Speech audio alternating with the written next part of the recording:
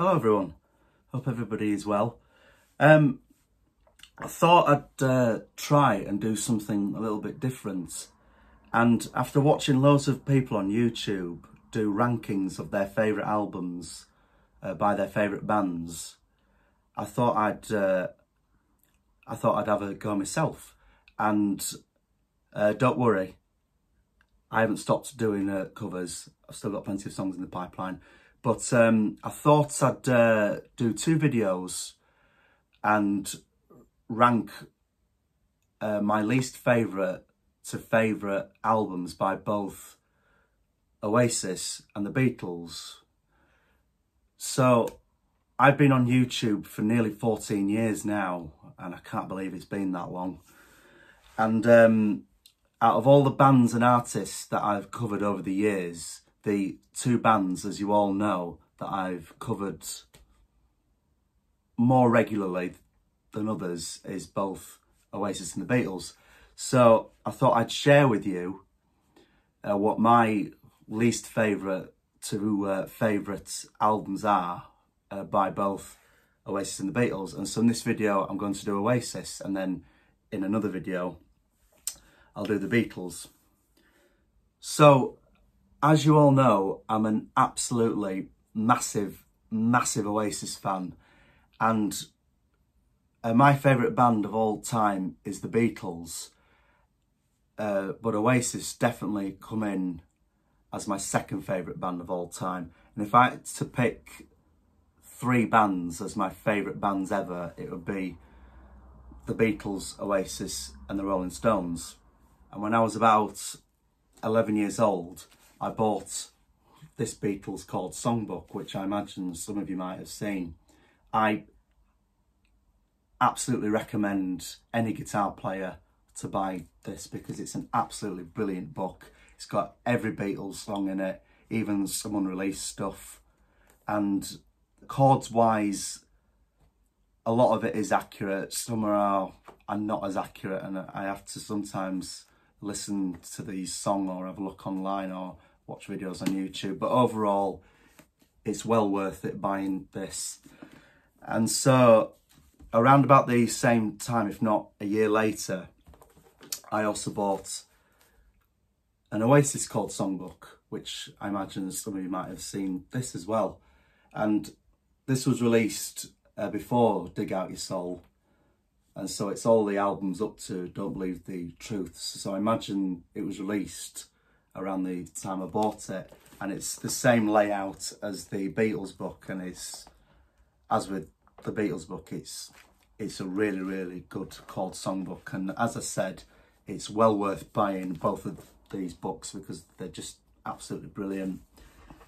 So I did listen to Oasis a lot when I was a kid, and I knew all the big hits, and I was born in August 95, 25th of August 1995, which was like a week or two after the infamous chart battle between Oasis and Blur, and I imagine some of my subscribers will remember that, and I'd love to hear your stories about it as well, what you remember of that. So growing up, I did listen to Oasis, and I did like them, but it wasn't until 2007 that I really started to get into them, when I was learning to play their songs on guitar.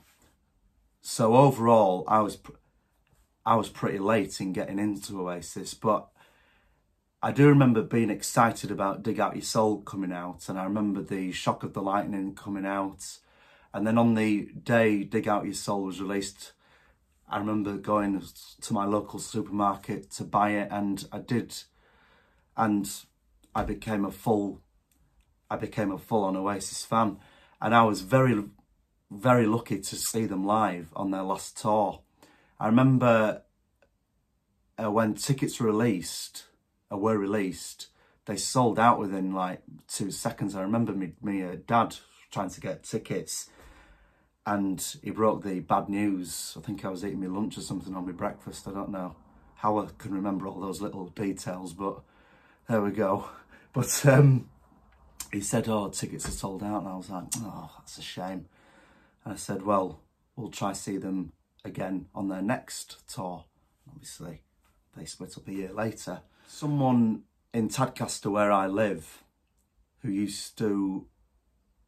was a friend of me and my dad, had some spare tickets to see them at Sheffield Arena, and so I went to go see them at Sheffield Arena in October 2008, and I'll never forget. It was on a Friday evening, and I was at school at the time. I was in year 8 at school.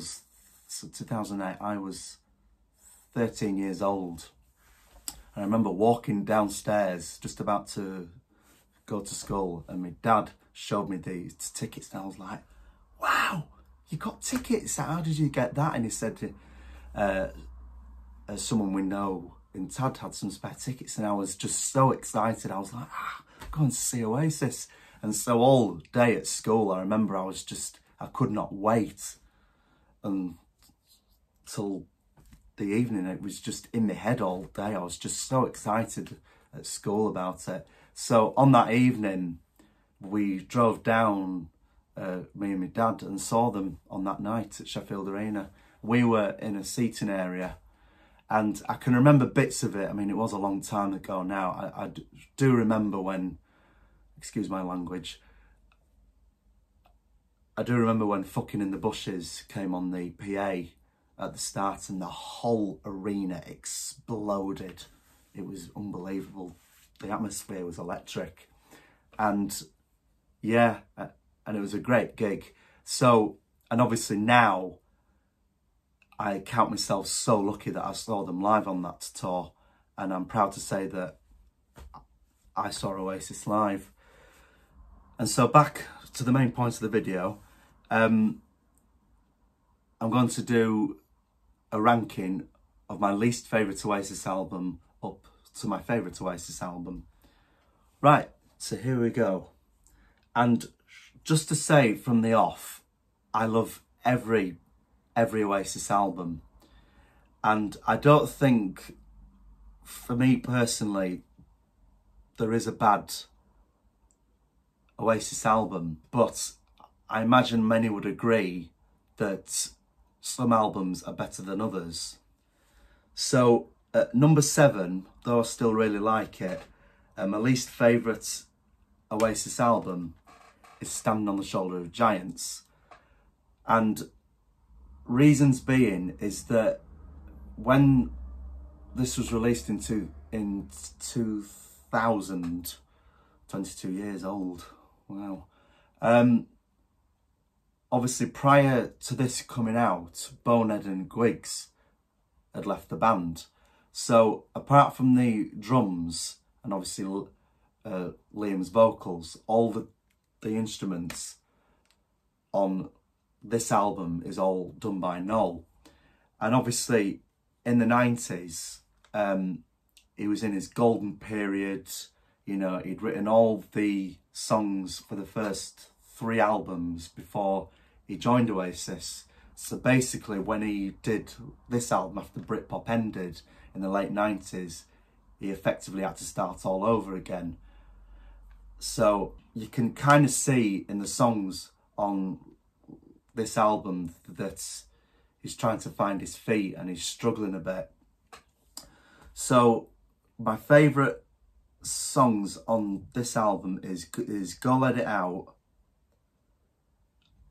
and Who Feels Love, Gas Panic, Where Did It All Go Wrong, Sunday Morning Call and Roll It Over. My least favourite is Put Your Money Where Your Mouth Is, which is a fairly good song, but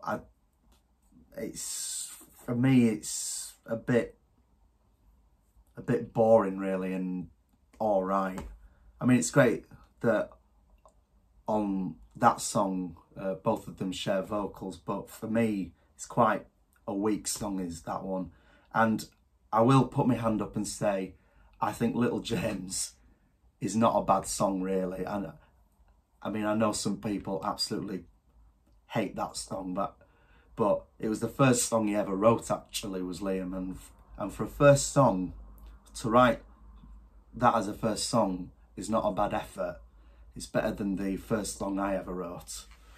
So yeah, I think it's a good album, but definitely I think the weakest Oasis album. Roll It Over, Liam's vocal is spine tingling on that song. I think I've heard the demo of Noel singing that, and he just doesn't sing it quite as well as Liam does. So yeah, his vocal on Roll It Over is amazing. And also as well, I will say this about another Oasis album. If Let's All Make Believe had been on this album, I think it would have made this album just a little bit better, I think, because Let's All Make Believe, which was the B-side to Go Let It Out, is a great tune. So at number 6 is Dig Out Your Soul. Now, I do remember buying this, as I said, when it came out in 2008, and I did really like it at the time. And for me personally, the first half of the album is really strong. You know, Bag It Up and the Turning, Waiting for the Rapture, and The Shock of the Lightning, I'm Out at the Time are all great songs. Get Off Your High Horse Lady, I'm Not Mad On, and then Falling Down, which is a classic as well. And then after that, it kind of dips a bit in the quality, I think, in the songwriting a little bit. To Be Where There's Life, which is a Gem song, is pretty good, but it kind of goes on a bit too long. Ain't Got Nothing is a good Liam stomper. The Nature of Reality, I'm not totally mad on. And Soldier On is another one I think that is a bit of a dirge as well. So that's number 6. I feel if obviously I Want to Live in a Dream in My Record Machine, which is on Noel's first solo album, was supposed to be on this album, but Liam never got round to singing it, unfortunately. If that had been on this album, and also there's 2 other Liam songs which I think are really strong. I Believe in All and The Boy with the Blues. If all those songs had been on this album, I think it would have been a much better album. I think there's obviously a bit of tape on my copy because it's had a bit of wear and tear over the years. But yeah, so that's number 6. Number 5 is Heath and Chemistry. Now, this actually, I think, is a really strong album, and I think it's got some great Oasis classics on this, such as, you know, Songbird and Little by Little and Stop Crying Your Heart Out. Stop Crying Your Heart Out is one of my favourites. Is one of my favourite Oasis songs, and the second half of the album, you know, probably All in the Mind. It's not one of Noel's best, and you can tell it's a bit of a rip-off of Rain by the Beatles, but that's not a bad song, I don't think. And it's got that nice Johnny Marr solo towards the end. She Is Love, I think, is a great song, I think. Born on a Different Cloud, it goes on a bit too long at the end, but I think that's a strong Liam song. And Better Man is, yeah, it's pretty good. That's a pretty good song. And then it's obviously got that 30 minutes of silence, and then it's got that instrumental right at the end, which is called The Cage, I believe, which is a nice instrumental to end that 30 minutes of silence. And then the first 3 songs, The Hindu Times is a great Oasis classic, I think, and Force of Nature is great. Noel's vocals on that are strong. And Hung in a Bad Place, I think, is a strong song by Gems. And so overall, I think this is a solid album. You know, Gem and Andy had joined the band at this time, and yeah, I think there's a lot to love about this album, I think. So that's number 5. Number 4 is Don't Believe the Truth. Now, obviously, when this came out in 2005, this was when Oasis returned to form, really. And you can see why, as on this album, it's got so many strong songs on it. I mean, it's got Lila, The Importance of Being Idle, and Let There Be Love, and even the album tracks like A Bell Will Ring and Part of the Queue and Guess God Thinks I'm Able and Love Like a Bomb are all solid songs, I think. And Mucky Fingers, I can take it or leave it on that one. But overall, this I think is a really solid Oasis album. So at number 3 is Be Here Now. Now, I don't think this is as bad an album as the press and the media make out to be. Yes, some of the songs are a bit too long, and it is overproduced, and it is, as Noel put it once in an interview, it is, in terms of the sound quality, it is like, you know, it's just like full on, and there isn't any mids or bass or anything. But overall, I think it's a pretty solid album, and I think it's got some of Oasis's finest songs on here. And just to say, if a band now in 2022 tried to release an album like this, it'd just get written off straight away.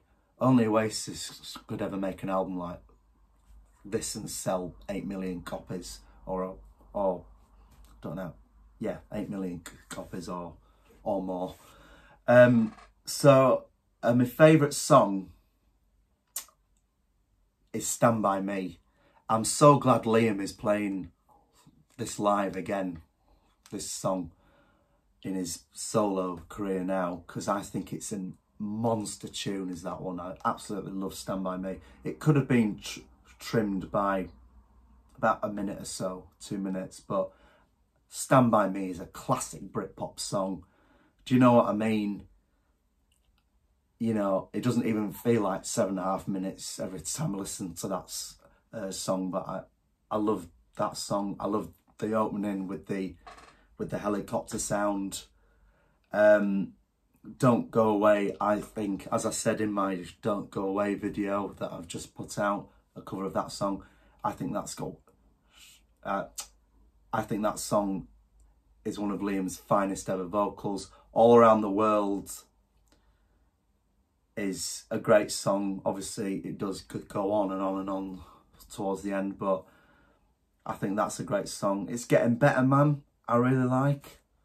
That's a good one. I think they could have definitely shaved off the ending on that, because that goes on for too long as well. Fading Out is great. I absolutely love the live version of that from the G-Mex gig that they did in December 97 in Manchester. The live version of that, of Fading Out, is just spot on. You can tell that Noel is just absolutely off his head on drugs on that live performance. The Girl in the Dirty Shirt, I think, is an underrated tune. That the lyrics are a bit hit and miss on that, but overall, that's not a bad song. I Hope I Think I Know is a good tune. My Big Mouth is great as well. Yeah, I think it's I think it's a good album. You know, if they'd just edited some of the songs down, I think it would have been, an even bigger album than it was, really. But yeah, yes, and so that's number 3. Number 2 is What's the Story. Now, what can be said about this album?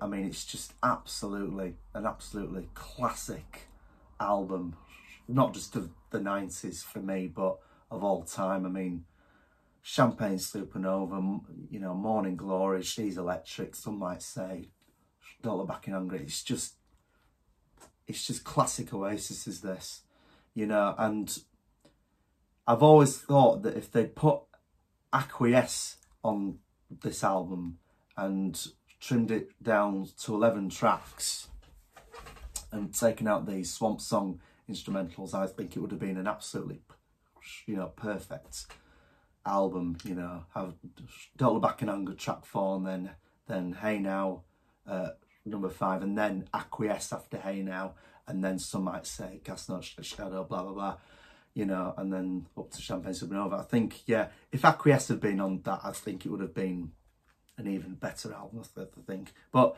I do like the Swamp Song instrumentals, even though they're only like 40 seconds long. But yeah, and so What's the Story is number 2, and number 1, as I'm sure you've guessed, is definitely Maybe. If ever a band got it right, you know, first time, and said what they had to say, it's definitely this album. For me personally, and I'm sure many people would have different opinions, for me personally, this is the greatest debut album ever made. It's the definitive Oasis album, you know, and I couldn't say what my favourite song is on this album. I love all of them, but if I had to pick at a push, it'd be Live Forever. My least favourite, even though I still like it and have a soft spot for it, is Dixie's Dinner. But yeah, this is my favourite Oasis album, and I've still got Noel's signature on the front, because I'm sure some of you saw on my channel, I got his signature a few years back when I went to go see High Flying Birds at Leeds First Direct Arena in May 2018, I think it was. I'll put the link in the description below. So yeah, that's my favourite Oasis album. So I hope you've really enjoyed that. And so in my next video, I'm going to do rankings of all my favourite Beatles albums, from my least favourite to my favourite, which is going to be really, really hard, because all the Beatles albums are incredible. But anyway, I hope you've enjoyed that, and hope you have a great day, everyone, and I'll see you all very soon. Cheers.